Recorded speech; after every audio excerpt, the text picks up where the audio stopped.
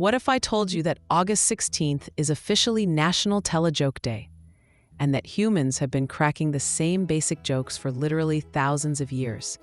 Stick around, because by the end of this video, you'll discover why laughter might be the most important thing we do as humans. And I'll share some jokes so old they were probably carved in stone. Every August 16th, we celebrate National Tell-a-Joke Day, a holiday dedicated to the ancient art of making people laugh. But here's what's impressive. Comedy isn't just entertainment. It's been humanity's secret weapon for surviving everything, from plagues to politics to awkward family dinners. Believe it or not, we've been telling jokes since the beginning of recorded history. The oldest joke we know of, it's from ancient Sumeria, around 1900 BC, and it goes like this.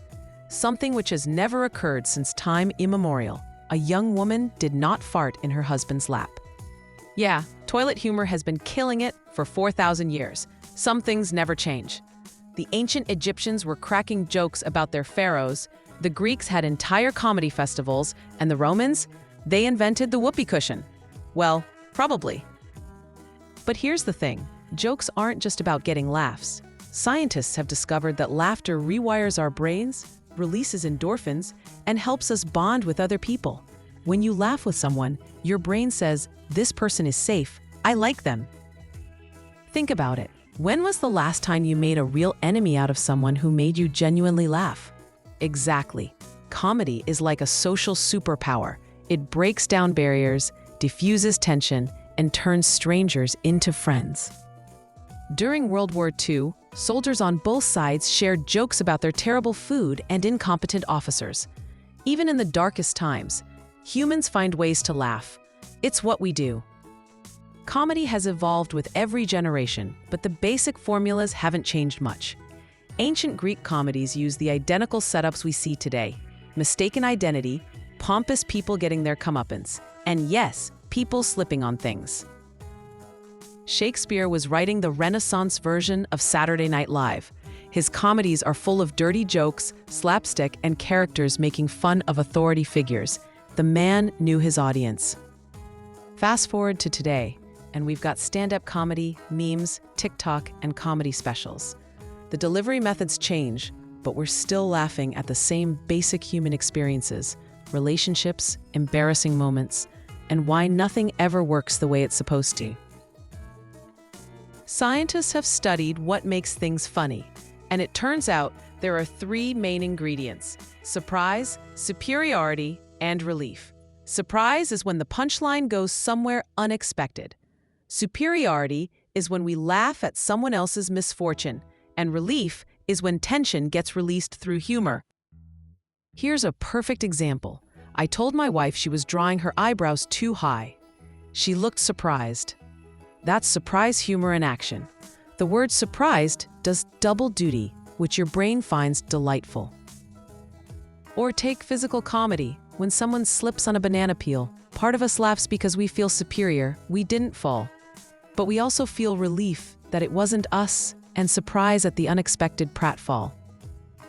The best part about National Tell-a-Joke Day isn't just the jokes themselves, it's what happens when we share them. Every time you tell someone a joke and they laugh, you're participating in this ancient human ritual that connects us across cultures, languages, and generations. Your grandfather's corny dad jokes? They serve the same social function as a medieval court jester's witty observations. They bring people together, lighten the mood, and remind us that life doesn't always have to be so serious. In our increasingly divided world, maybe we need National Tell-a-Joke Day more than ever. Laughter is one of the few things that crosses all boundaries.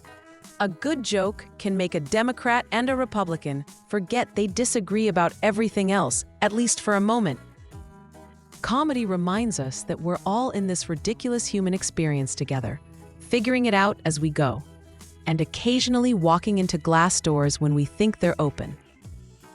So this August 16th, embrace your inner comedian, tell that terrible pun you've been saving, share that funny story from last week, laugh at yourself when you mess up, because in a world that can feel pretty heavy sometimes, choosing to spread laughter is a radical act of hope.